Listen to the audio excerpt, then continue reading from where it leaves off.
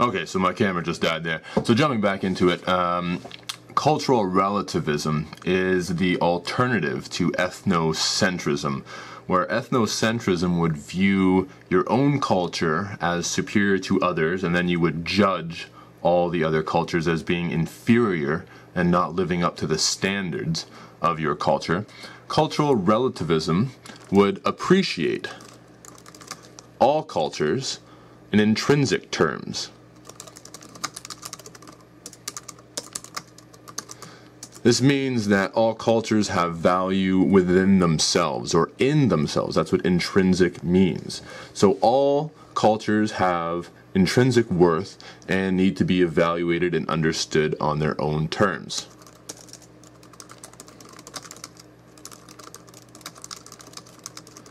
So if you want to find out the hunting patterns of one specific African tribe, for example, you would have to go to that tribe and learn from that culture itself and learn how the tribe interprets and understands all of the social interactions and relations that result in the tribe's hunting patterns, and try and understand how they relate to their social world in their own terms. Okay, so cultural relativism doesn't assume that one culture is superior to another. It assumes that all have some sort of intrinsic worth on their own, and thus you must understand those cultures from that particular standpoint of those cultures. Okay, so it is an ethical position that attempts to avoid judging other cultures and their customs and traditions. And you want to try and understand them, okay? So you're not trying to make an assessment of what is superior to another. You should try and be more Western. That's not what we're doing over here in Canada or America. You try and understand that culture as they understand their own environment and their own social processes. Okay, so the last thing that we'll talk about in today's lecture is the experience of cultural shock.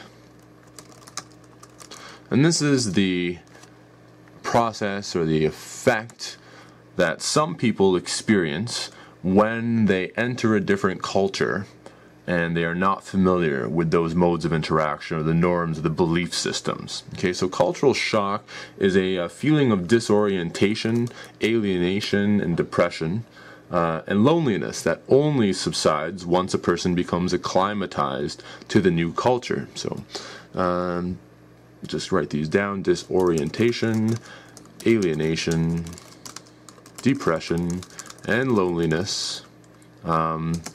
That subsides when a person becomes acclimatized to the new culture. So you'll often see this when American or Canadian businessmen, or from wherever, and it goes both ways as well. You start to see businessmen from other cultures that come to our societies, and they'll experience cultural shock both ways. But it's this feeling of alienation from the new culture, or loneliness in new culture, as nothing seems to fit with your own ways that you're accustomed to dealing with society and socializing with people in this culture. So cultural shock, again, if you've ever gone to another country and you've traveled a bit, you might experience this cultural shock yourself. And a scholar by the name of Oberg has suggested that there are 4 stages of cultural shock. And this is from once you have first encountered the culture to becoming acclimatized to those practices while still immersed in that culture. So the first stage is the honeymoon stage. Okay, and this is defined by admiration and awe regarding the host culture, as well as cordial interactions with the locals.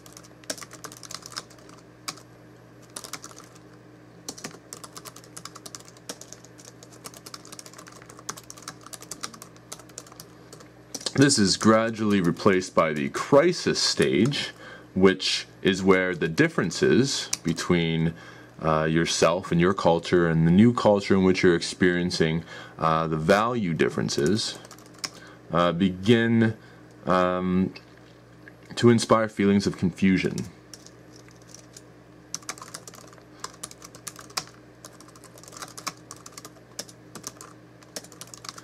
A little disorientation as you become frustrated with the cultural norms and beliefs and values that, again, you are not acclimatized or accustomed to. And this leads to frustration, anger, perhaps despair within that cultural group in which you're interacting. Then there is the recovery stage. And this is where there is a gradual understanding of the new cultural practices, or the host cultural practices, that gradually begins to resolve the crisis.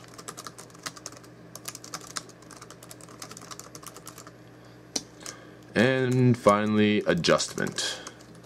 And this is the increased ability to function within that culture. Maybe you learn the language, or the customary ways of dress, these types of things, and start to integrate yourself into this culture and share in those values, beliefs, norms, and mores, these types of things. And you may still feel a little bit disoriented and uncomfortable here and there, but for the most part, you're able to enjoy the host's culture on its own terms in that sense. Okay?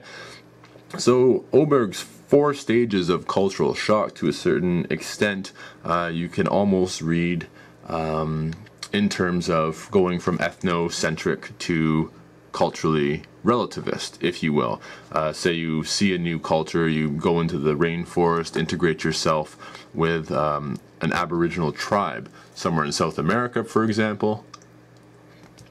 First of all, you might have this honeymoon stage where you're admiring and you're in awe of the host, and perhaps you might be still assuming that Western culture is still more advanced and dominant. So you might be ethnocentric as you're judging this culture of the rainforest tribe. And again, this may be the reason for the crisis developing. Who knows? Maybe you're not used to the norms, the understanding that this specific tribe has of the world around them. And again, because you're immersed in your own Western culture, this creates a crisis as those people are doing things which seem weird, bizarre, confusing to you. Okay, and this leads to frustration on your part.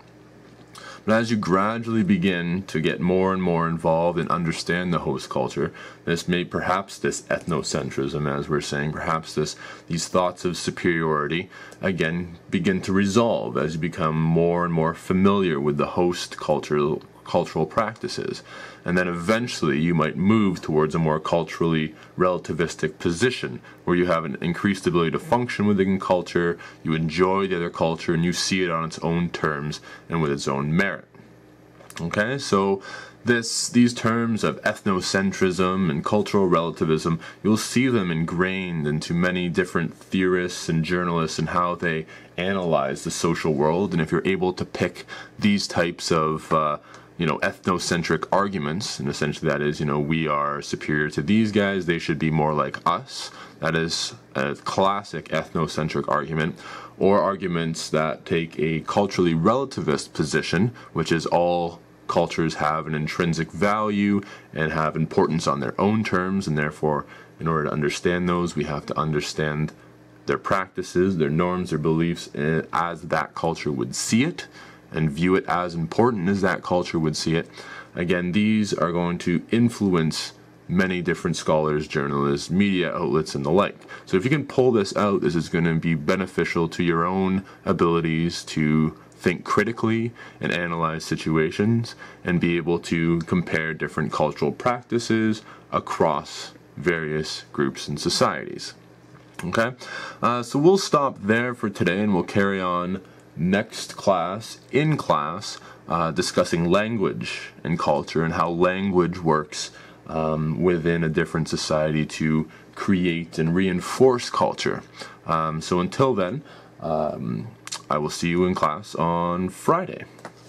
Everybody have a great day, evening, afternoon, again, whenever it is that you've decided to tune into this video lecture.